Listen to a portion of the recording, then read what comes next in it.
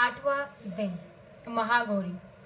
श्वेत वर्षे समारूढ़ा श्वेतांबराधरा सूची है। महागौरी शुभम दघा न महादेव परमोददा। श्री दुर्गा जी के 8वें स्वरूप का नाम महागौरी है। दुर्गा पूजा के 8वें दिन महागौरी की उपासना का विधान है। इसकी शक्ति अमोघ और सदैव फलदायिनी है। इसकी उपासना के साधक के सभी कलुष धुल जाते हैं। राजा सूरत और वैश्य की देवी का वरदान। श्री मार्कंडेय जी बोले, राजन, इस प्रकार मैंने तुमसे देवी के उत्तम महात्म्य का वर्णन किया जो इस जगत को धारण करती है। उन देवी का ऐसा ही प्रभाव है। वे ही विद्या उत्पन्न करती हैं, ज्ञान उत्पन्न करती हैं। भगवान विष्णु की माया स्वरूप उन भगवती के द्वारा ही तुम ये वैश्य तथा अन्याय विवेकहीन मोहित होते हैं, मोहित हुए हैं तथा आगे भी मोहित होंगे। महाराज, तुम उन्हीं परमेश्वरी की शरण में जाओ। आराधना करने पर वे ही मनुष्यों को भोग, स्वर्ग तथा मोक्ष प्रदान करती हैं। श्री मार्कंडेय जी बोले, कोष्टाकी जी मेधा मुनि के ये वचन सुनकर राजा सूरत ने उत्तम व्रत का पालन करने वाले उन महाभाग महर्षि को प्रणाम किया। ये अत्यंत ममता के कारण राजच्युत होने से बहुत खिन्न हो चुके थे। महामुने इसलिए विरक्त होकर वे राजा तथा वैश्य तत्काल तपस्या को चले गए और वे जगदम्बा के दर्शन के लिए नदी के तट पर रहकर तपस्या करने लगे। राजा और वैश्य उत्तम देवी सूक्त का जप करते हुए तपस्या में परवर्त हुए। वे दोनों नदी के तट पर देवी की मिट्टी की मूर्ति बनाकर पुष्प, धूप और हवन आदि के द्वारा उनकी आराधना करने लगे। उन्होंने पहले जो आहार को धीरे धीरे कम किया, फिर बिल्कुल निराहार रहकर देवी में ही मन लगाकर एकाग्रता पूर्वक उनका चिंतन आरंभ किया। वे दोनों अपने शरीर के रक्त से बलि देते हुए 3 वर्ष तक लगातार संयम पूर्वक देवी की आराधना करते रहे। इस पर प्रसन्न होकर जगत को धारण करने वाली चंडिका देवी ने प्रत्यक्ष दर्शन देकर कहा। देवी बोली, राजन तथा अपने कुल को आनंदित करने वाले वैश्य, तुम लोग जिस वस्तु की अभिलाषा रखते हो वह मुझसे मांगो, मैं संतुष्ट हूँ, अतः तुम्हें वह सब कुछ दूंगी। श्री मार्कंडेय जी बोले, तब राजा ने दूसरे जन्म में नष्ट न होने वाला राज्य मांगा तथा इस जन्म में भी शत्रुओं की सेना को बलपूर्वक नष्ट करके पुनः अपना राज्य प्राप्त कर लेने का वरदान मांगा। वैश्य का चित्त संसार की ओर से खिन्न एवं विरक्त हो चुका था, अतः उन्होंने अहंता रूपी आसक्ति का नाश करने वाला ज्ञान मांगा। देवी बोली, राजन, तुम थोड़े ही दिनों में शत्रुओं को मारकर अपना राज्य प्राप्त कर लोगे। अब वहां तुम्हारा राज्य स्थिर रहेगा। फिर मृत्यु के पश्चात तुम भगवान सूर्य के अंश से जन्म लेकर इस पृथ्वी पर सारणिक मनु के नाम से विख्यात होगे। हे वैश्य, तुमने भी जिस वर को मुझसे प्राप्त करने की इच्छा मांगी है उसे मैं तुम्हें देती हूँ। तुम्हें मोक्ष के लिए ज्ञान प्राप्त होगा। श्री मार्कंडेय जी बोले, इस प्रकार उन दोनों को मनोकूल वरदान देकर तथा उनके द्वारा भक्ति पूर्वक अपनी स्तुति सुनकर देवी अंबिका तत्काल अंतर्धान हो गई। इस प्रकार देवी से वरदान पाकर क्षत्रियों में श्रेष्ठ सूरत सूर्य से उत्पन्न लेकर सारवणी नामक मनु होंगे। देवी सूक्त। देवी भगवती बोली, मैं सच्चिदानंदमयी सर्वात्मा देवी रुद्र, वसु, आदित्य तथा विश्व देवगणों के रूप में विचरती हूँ। मैं ही मित्र और वरुण दोनों को, इंद्र और अग्नि को और दोनों अश्विनी कुमारों को धारण करती हूँ। मैं ही शत्रुओं के नाशक आकाशचारी देवता सोम को, त्वष्टा प्रजापति को तथा पूषा और भग को धारण करती हूँ। जो हविष्य से संपन्न होकर देवताओं को उत्तम हविष्य की प्राप्ति कराता है, उन्हें सोम रस के द्वारा तृप्त करता है, उस यजमान के लिए मैं ही उत्तम यज्ञ का फल और धन प्रदान करती हूँ। मैं संपूर्ण जगत की अधीश्वरी, अपने उस उपासकों को धन की प्राप्ति कराने वाले, साक्षात्कार करने योग्य परब्रह्म को अपने से अभिन्न रूप में जानने वाली तथा पूजनीय देवताओं में प्रधान हूँ। मैं परपर्त रूप से अपने भाव में स्थित हूँ। संपूर्ण भूतों में मेरा प्रवेश है। अनेक स्थानों में रहने वाले देवता जहाँ कहीं जो कुछ भी करते हैं वह सब मेरे लिए करते हैं। जो अन्न खाता है वह मेरी शक्ति से ही खाता है, क्योंकि मैं ही भोक्ता शक्ति हूँ। इस प्रकार जो देखता है, जो सांस लेता है और जो कही हुई बात सुनता है, वह मेरी ही सहायता से उक्त सब कर्म करने में समर्थ होता है। जो मुझे इस रूप में नहीं जानते वे न जानने के कारण ही दीन दशा को प्राप्त होते हैं। ए बहुश्रुत, मैं तुम्हें श्रद्धा से प्राप्त होने वाले ब्रह्म तत्व का उपदेश करती हूँ। सुनो, मैं स्वयं ही देवताओं और मनुष्य द्वारा सेवित हूँ और इस दुर्लभ तत्व का वर्णन करती हूँ। मैं जिस जिस मनुष्य की रक्षा करती हूँ उसको सबकी अपेक्षा अधिक शक्तिशाली बना देती हूँ। उसी को सृष्टिकर्ता ब्रह्मा, परोक्ष ज्ञान संपन्न ऋषि तथा उत्तम मेधा शक्ति से युक्त बनाती हूँ। मैं ही ब्रह्मशेश्वरी, ब्रह्माद्वेषी हिंसक असुरों का वध करने के लिए रुद्र के धनुष को चढ़ाती हूँ। मैं ही शरणागत जनों की रक्षा करने के लिए शत्रुओं से युद्ध करती हूँ तथा अंतर्यामी रूप से पृथ्वी और आकाश में व्याप्त रहती हूँ। मैं ही इस जगत के पिता रूप आकाश को सर्वाधिष्ठान स्वरूप परमात्मा के ऊपर उत्पन्न करती हूँ। समुद्र में तथा जल में मेरे कारण ही स्थिति है।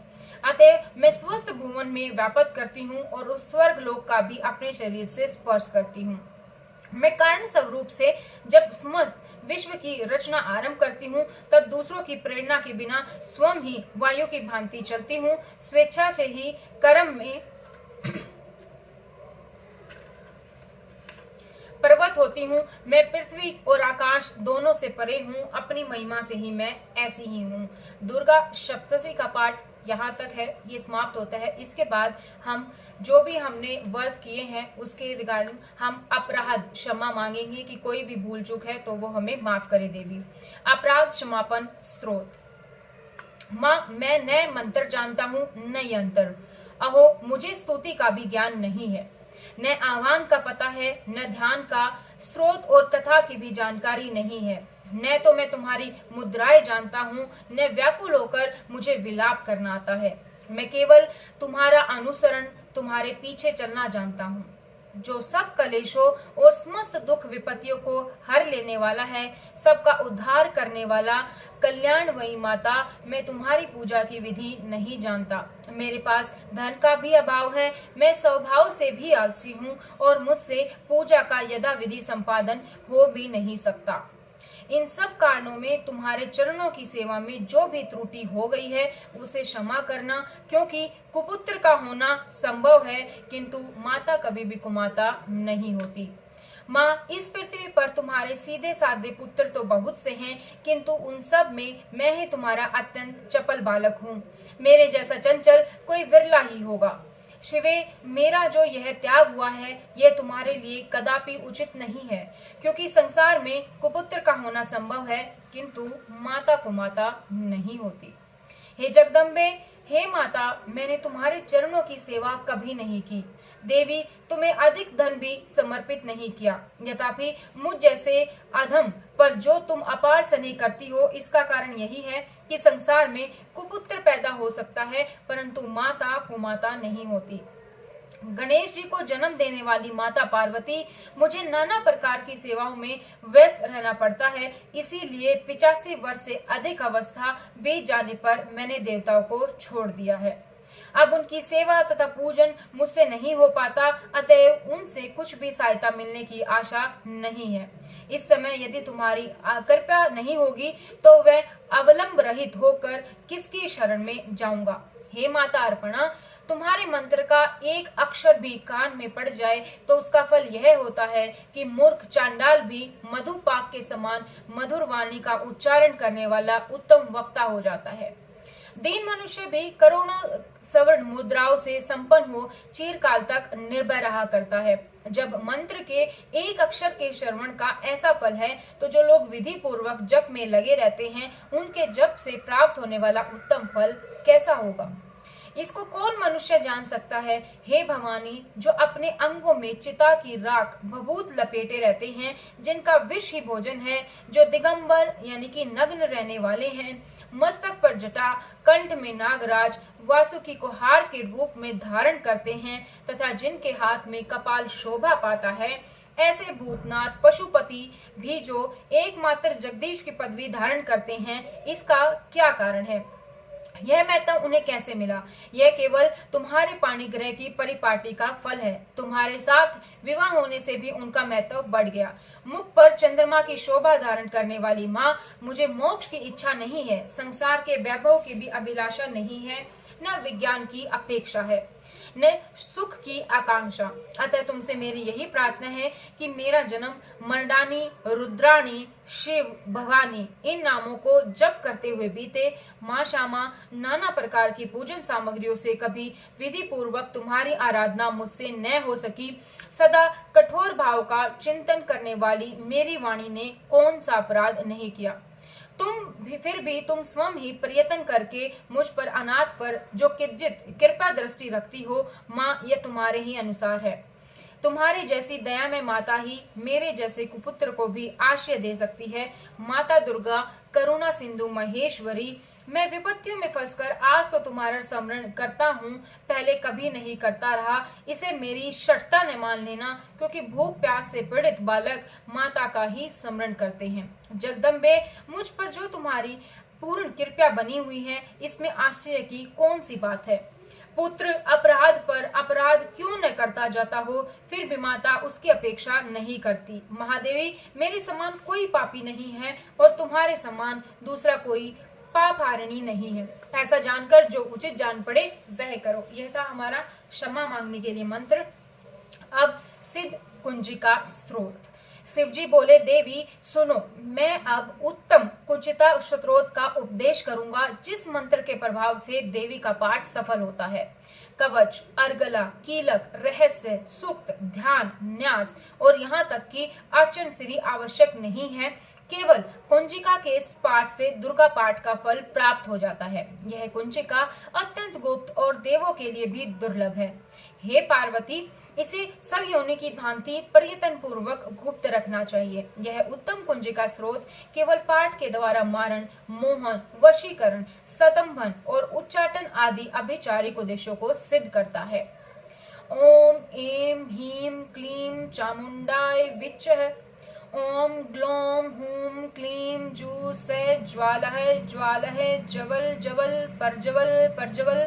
ऐं ह्रीं क्लीं चामुंडाय विच्चः। ज्वल हम सम लम शम फट स्वाहा। हे रुद्र सवरणुपी, तुम्हें नमस्कार है। हे मधु दैत्य को मारने वाली, तुम्हें नमस्कार है। कैटभ विनाशिनी को नमस्कार है। महिषासुर को मारने वाली देवी, तुम्हें नमस्कार। शुंभ का हनन करने वाली, निशुंभ को मारने वाली, तुम्हें नमस्कार है। हे महादेवी, मेरे जप को जागृत और सिद्ध करो। एंकार के रूप में सृष्टि स्वरूपिणी, हीम रूप में सृष्टि का पालन करने वाली, क्लीम के रूप में काम रूपिणी तथा अखिल ब्रह्मांड की बीज रूपिणी देवी, तुम्हें नमस्कार है। चामुंडा के रूप में चंड विनाशिनी और यकार के रूप में तुम वर देने वाली हो। विच्चे रूप में तुम नित्य ही अभय देती हो। इस प्रकार ऐं ह्रीं क्लीं चामुंडाय विच्च, तुम इस मंत्र का संपूर्ण स्वरूप हो। धाम धी धूम के रूप में धुर्जटी यानी कि शिव की तुम पत्नी हो। वाम वी वूम के रूप में तुम वाणी की अधीश्वरी हो। क्राम क्रेम क्रीम क्रूम के रूप में कालिका देवी। शाम शीम शूम के रूप में तुम मेरा कल्याण करो। हुम हुम हुकार स्वरूपिणी। जम जम जम जम्भानाशिनी। भ्राम भ्रीम भ्रूम के रूप में हे कल्याणकारिणी भैरव भवानी, तुम्हें बारंबार प्रणाम है। अम कम चम तम तम पम यम शम वीम दूम एम वी हम शम दिजाग्रम, इन सब को तोड़ो और दीप करो स्वाहा।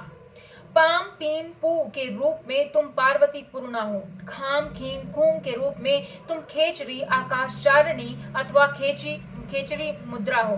साम सीम सूम स्वरूपिणी सप्तशी देवी के मंत्र को मेरे लिए सिद्ध करो। यह कुंजिका स्रोत मंत्र को जागृत करने के लिए है। इसे भक्तिहीन व्यक्ति को नहीं देना चाहिए। हे पार्वती, इसे गुप्त रखो।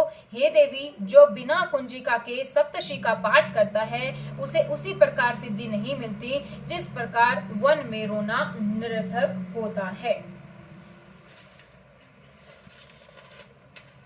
ये था आज का 8वां अध्याय। अब हम करेंगे आरती।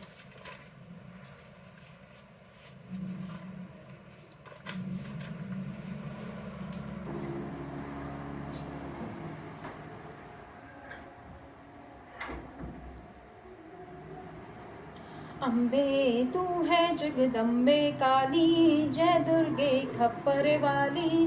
तेरे ही गुण गाए भारती। ओ मैया हम सब उतारे तेरी आरती। तेरे भक्त जनों पर मैया भीड़ पड़ी है भारी, दानव दल पर टूट पड़ो माँ करके सिंह सवारी। तेरे भक्त जनों पर मैया भीड़ पड़ी है भारी, दानव दल पर टूट पड़ो माँ करके सिंह सवारी।